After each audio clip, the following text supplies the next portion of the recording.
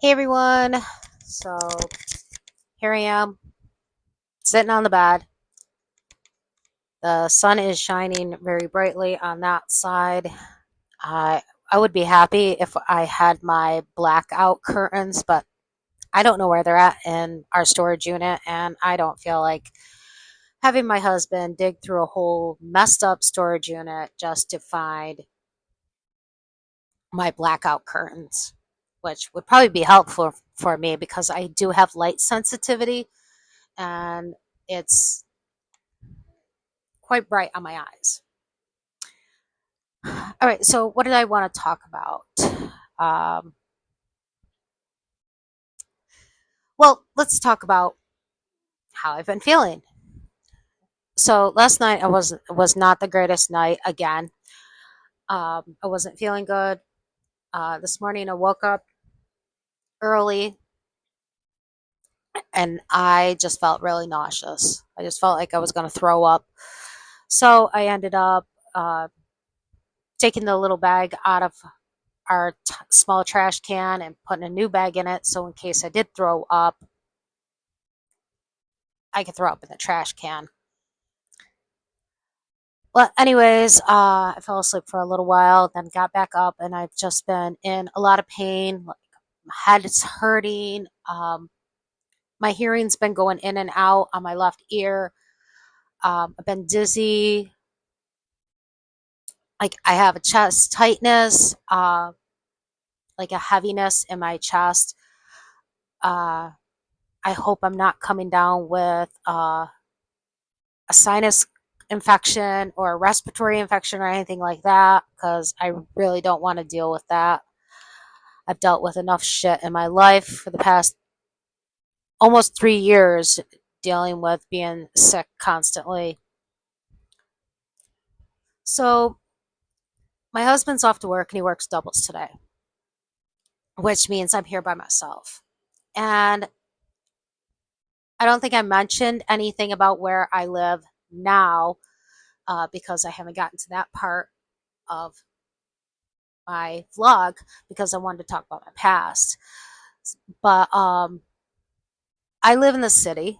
It's in a not so safe area, in a rooming house because right now we're waiting on an apartment to be available, and the waiting list is like a year long, which really sucks because we really don't want to be here, but it's a roof over our head. And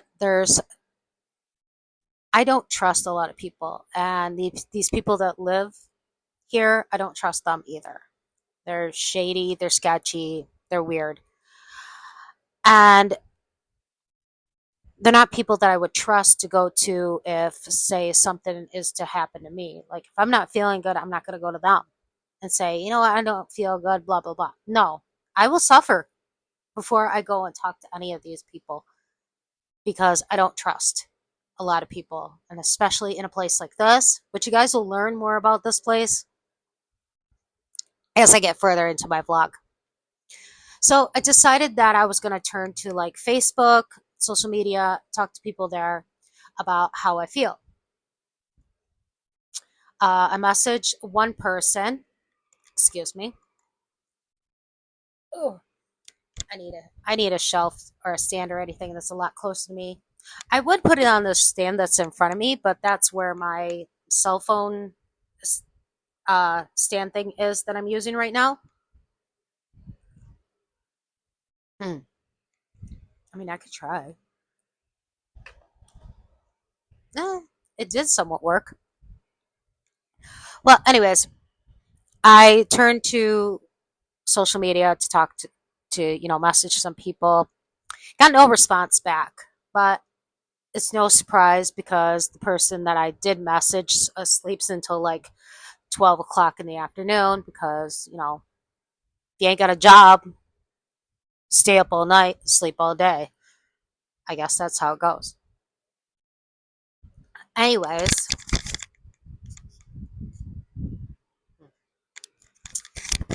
I ended up just messaging somebody on my cell phone, and I messaged that my message saying, this is not my morning. I don't feel good. I've been dizzy and nauseous. I'm explaining what's going on. So I'm like, okay, this person's not going to get back to me. Okay, because this person will take days before they get back to me. Well, ironically, almost an hour later, this person did get back to me and was talking about give me all these uh, biblical responses, and saying, "Oh, heal her anxiety and heal her from her stress and blah blah blah." And I'm thinking, this is not anxiety related. This is not stress related. This is me not feeling good. Now, this right here is the reason why I decided to make this video. Okay, this is why I decided to make this video. And I didn't want to have to talk about my mental health or anything right now until I got to the point about my mental health. Well, anyways, I'm not going to explain anything about my mental health. I'm just going to state that I do suffer with anxiety, depression, panic disorder, CPTSD. All of that will be explained later on in my vlog. So, I struggle with it, which means I've seen doctors, I've seen therapists, I've been to the hospital because of panic attacks or rapid heart rates and whatnot. So I've been seen by a lot of doctors. And this is the thing that I really need to talk about because I know there's a lot of you out there that struggle with mental health problems. We all do. And it's gotten worse ever since we spent years dealing with this pandemic, which it's gone. It's gone, people. Stop worrying about it. Stop worrying about it. These new variants they're coming up with. Think about it. Election is in November. They seem to want to do this every time there's an election. They want to bring up a new variant. That's exactly what they did. Yes, COVID can be deadly to certain people, the elderly, the very young, people with the autoimmune deficiency, the autoimmune problems, people with chronic illnesses where their immune system is weak. Yes, it can be dangerous to them. But if you're healthy, or even if you're not like 100% healthy, like I'm not, you can get through it. My husband and I, knock on wood, we've never had COVID. Okay? I'm afraid the government's going to be like treating us like ET and finding us and dragging us off somewhere to dissect us to find out why we've never had COVID. Well, anyways, I know a lot of you struggle with mental health problems. Even people that never struggled before the pandemic are struggling now because we spent so many years trapped in our homes, isolating ourselves away from people, isolating ourselves away from the world, our environment and whatnot. So let's get into what I'm trying to get to. I'm trying to get to the point that once you are given a diagnosis of anything that has to do with mental health, it follows you forever. It follows you forever. You can't go to the hospital for anything without them saying that it's your anxiety, it's your panic disorder. You can't go anywhere. You can't go to your doctor and say, my head's been hurting, my stomach's been hurting. But the minute they say, well, have you been dealing with some stress? Well, yeah, we all deal with stress, you know, but you're not living with, anxiety problems and panic disorder 24/7. And don't say I don't, that, yeah, you can. Yeah, I know you can deal with it. But here's the thing, everything is not related to your mental health problems. Like the text message I sent today and I got the response back saying I was dizzy. Okay, I've been diagnosed with CPTSD and generalized anxiety disorder. Me being dizzy has nothing to do with either of those. Has nothing to do with either of those. Me being dizzy has to do with the fact that I have neurological problems. I have a neurological disorder with my brain. Okay? I'm not going to get into what the neurological disorders are. That's something I want to talk about later. But I have neurological disorders that affect my brain. If your brain is affected, you can get dizzy. If your hearing is affected, you can get dizzy. I've had problems for about a year now, maybe longer, where my hearing goes in and out. I don't know what the deal is. I was in the military, as you all know, because I did do a video on that. And that could have done some damage to my hearing. And when I went to see an audiologist to check my hearing, it did come out that I am partially deaf. I am partially deaf. So I have lost partial hearing in my ears. So my hearing goes in and out. And if your hearing goes in and out, it can affect your balance, which can cause vertigo. And I've suffered with vertigo for at least, I want to say 15 years, maybe a little less, but I'm going to say 15 years. So that can be a part of my dizziness. I know I do have problems with my sugar. I do not take insulin. And I did not eat anything this morning because I was sick last night. I was sick this morning. I did not feel like putting anything in my system. So that could be where I'm dizzy. And when I start having dizzy spells or vertigo, it kind of stays with me all day for some reason. It just does not go away. And I've learned to work through it. Just the same as the tremors I have, which is my neurological problem. I have tremors in my head, my voice, my hands, my legs. I deal with it. When I tell people that I have a headache or a head pressure, migraines, because I have that mental health diagnosis, I get told, oh, it's your anxiety. Maybe if you meditate, just lay down and breathe. Close your eyes. No, it's not my anxiety.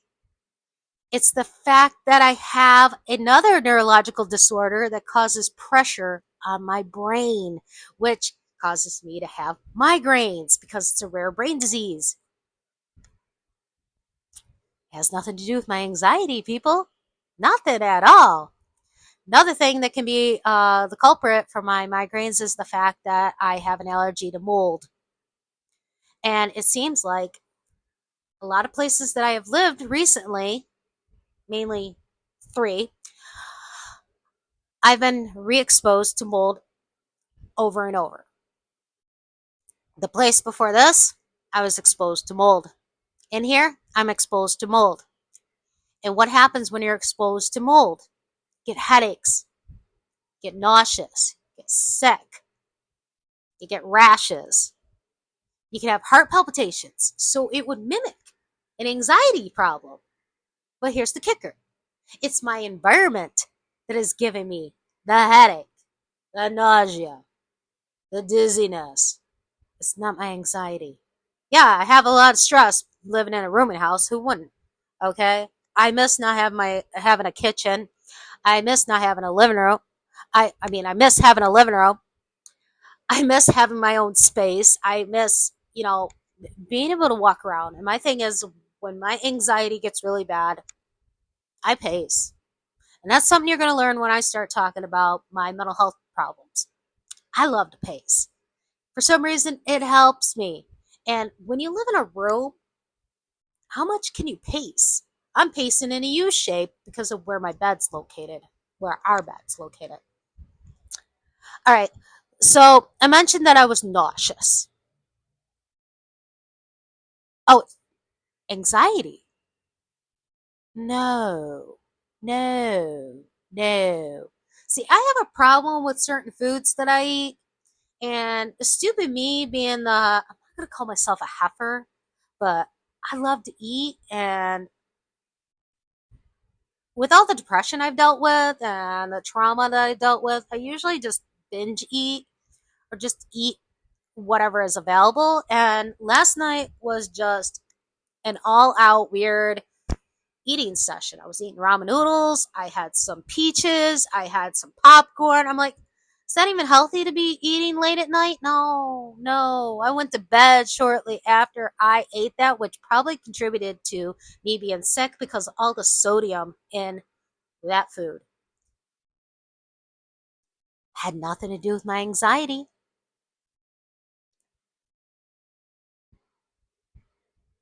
No matter what I mention is wrong with me.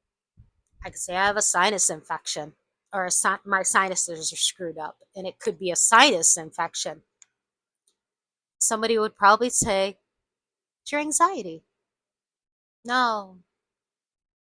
See, here's the thing. People are just so quick to just throw that diagnosis at you without actually looking into the situation. People that have been diagnosed with mental health problems can actually get sick like a normal human being. We are humans. We're just like the next person. We're not some mutated version of a human. We're still humans. And I hate that they just want to keep throwing at us that it's your anxiety, it's your panic disorder. If you have heart palpitation, oh, it's this. No, you can have heart palpitations due to certain things that you eat. Um, Sodium, a lot of sodium can give you heart palpitations. Did you know that if you lay on your left side, that can give you heart palpitations? It has something to do with how everything is sitting in your chest. And when you lay on your left side, everything collapses. And when it does, it like puts pressure on your chest. And that's what causes you to have your heart palpitations. I didn't know that. In my whole life, I have always laid on my left side, and I'd never noticed that that was a problem. If you lay on your back for too long, shush. I hear some of y'all's hamsters running the wheel right there. Get it out of the gutter. Start paying attention. If you lay on your back for too long when you're in bed, and say you fall asleep and you're laying on your back and you wake up and your heart's just racing and whatnot. Something about when you're laying on your back, everything collapsing down can cause your heart rate to go up and you can have heart palpitations. And I'm thinking to myself, how the heck are we supposed to sleep without dealing with heart palpitations? Well, from what I've heard is we can lay on somewhat on our stomach, not completely on our stomach, like partially on our stomach, or we can lay on our right side. Because ironically, when we lay on our right side, everything's not collapsing like it does on your left. Another thing that can give you heart palpitations is low blood sugar. That can give you heart palpitations. Um, that's why I need to eventually get a hold of my doctor, who's a complete idiot, and have my sugar checked again.